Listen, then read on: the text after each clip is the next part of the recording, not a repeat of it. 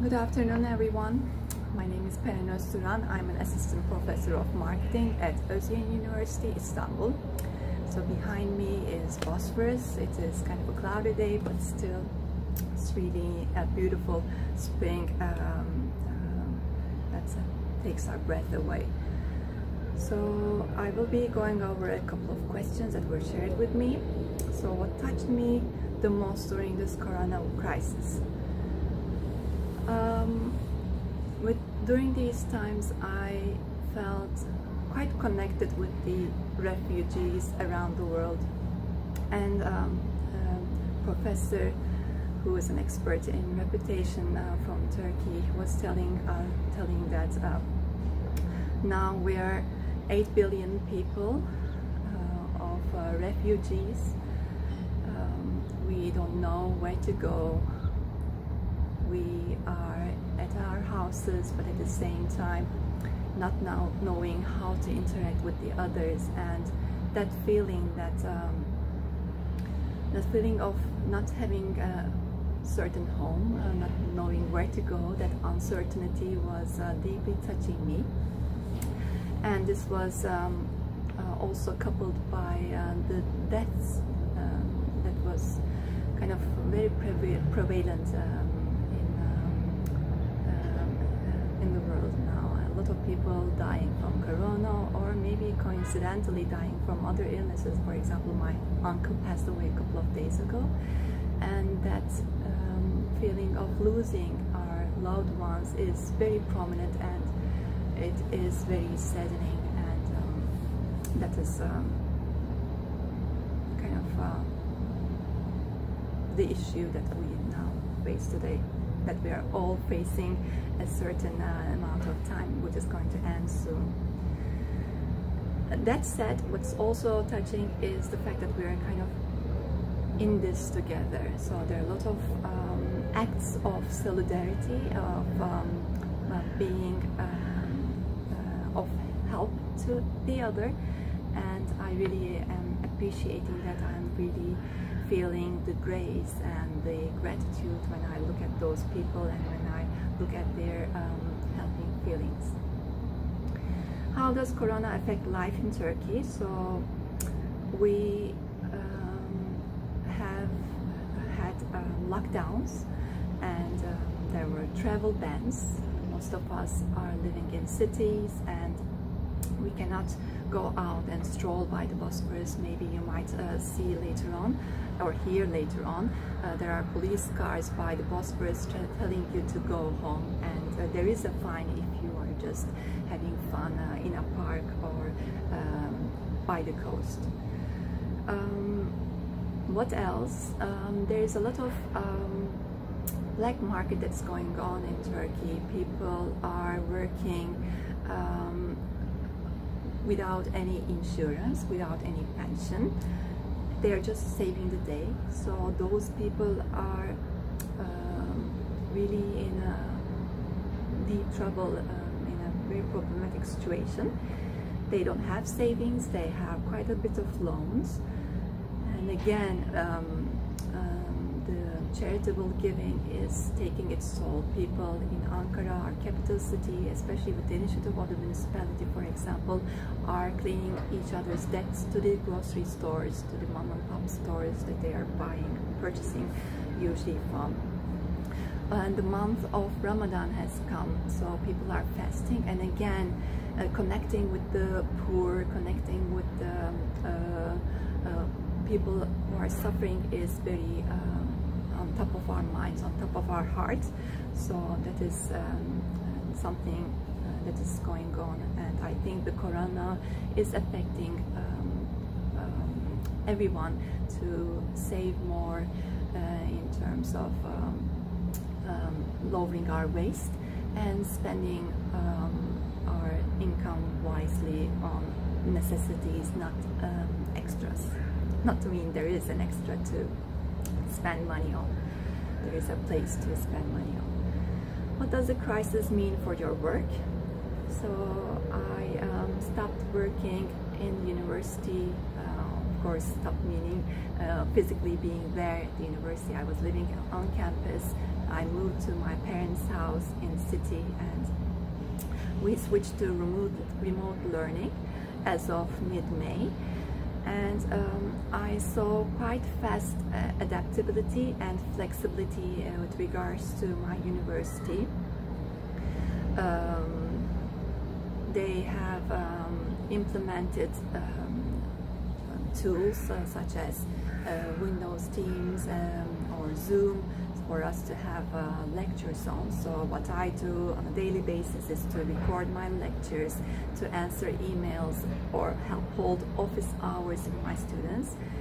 What is lacking is the personal interaction, and I try to make it as much as possible less of a problem by being, let's say, more understanding to my students and caring about what circumstances they might be going through. And that means more compassion. Otherwise, yeah, I do research, and that is already kind of adapted, suitable for online. I am collaborating with my co-authors via Skype and now via Zoom, and trying to collect data online via emails, or if it is a survey, via online channels. At which companies does the corona crisis hit the hardest? Tourism, of course. So once the summer is in, Turkey was making most of its income via tourism, and this includes international and national tourism.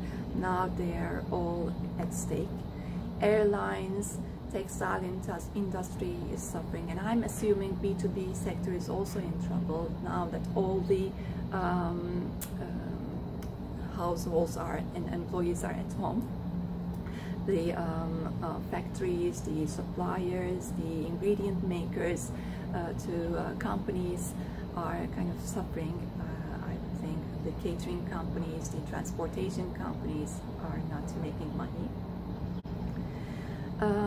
And Turkey is kind of a society which is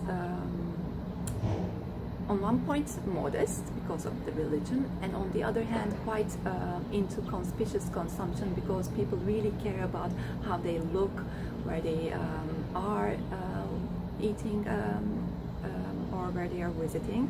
So in that sense, I think people are suffering because they cannot express that part of themselves as much as they did previously, pre-corona times. And hence this is making them transform to a new reality, a new version of themselves, who are more or making meals at home, who are cleaning their houses themselves rather than buying these services from outside.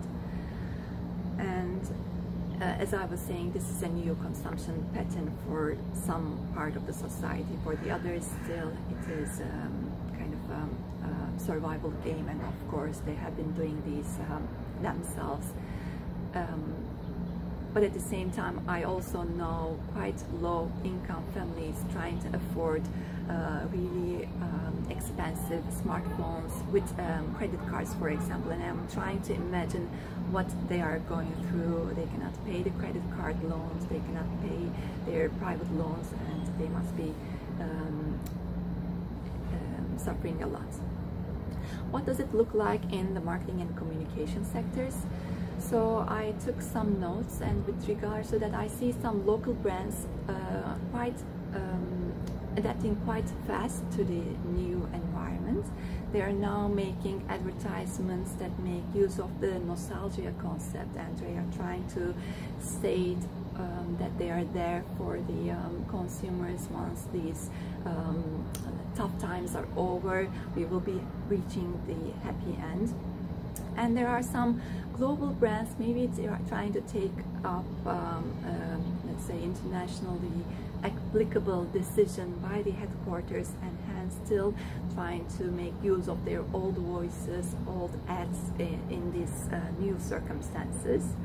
What is intriguing is if you were a company, a brand which was very aggressive and now silent, it is a bit of a contradiction.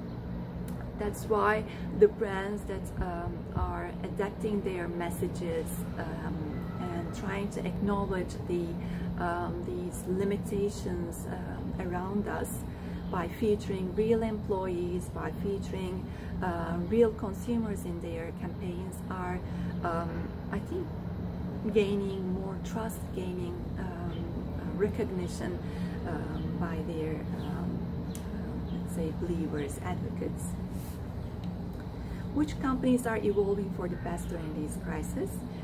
I think the purposeful, the responsible and caring ones. So I did my PhD thesis on marketing strategy during tough economic times, and what we found in 3 different projects was that the companies who are independent thinkers, who are not following what competitors are doing, but rather engaging in advertising when everybody else is cutting down on their advertising during recessions, or the companies who are continuing to do market research, perhaps not with big projects, but perhaps more so with more tactical campaigns, are benefiting, because the national brands, if they cut advertising during these times, they will be the ones who are suffering, especially in the competition with the private labels.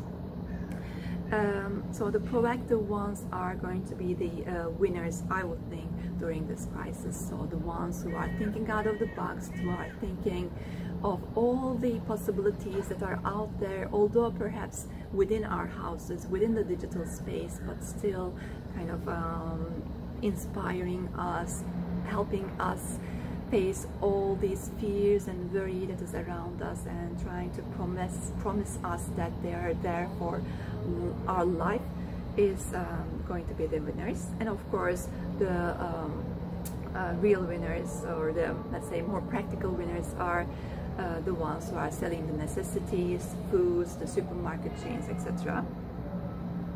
And what do you think will change forever? So there has been a lot of discussion on the concept called business model innovations. So now we're not talking alone about new product innovations or new services that are coupling or let's say advancing these generic products that are prominent in space, but rather new ways of approaching consumers, what Airbnb did, what Uber did, and now even further into thinking, what can we do in this digital space across the world that connects people together, that helps them transform themselves, and that helps them live in a cleaner, in a let's say fairer future, is going to be taking its toll. So contactless payments, blockchain economies, and fair trade will be ruling the game, I'm thinking. So this is the end of my talk. I wish you all a great day and all the best. Hartelijk bedankt en fijne dag.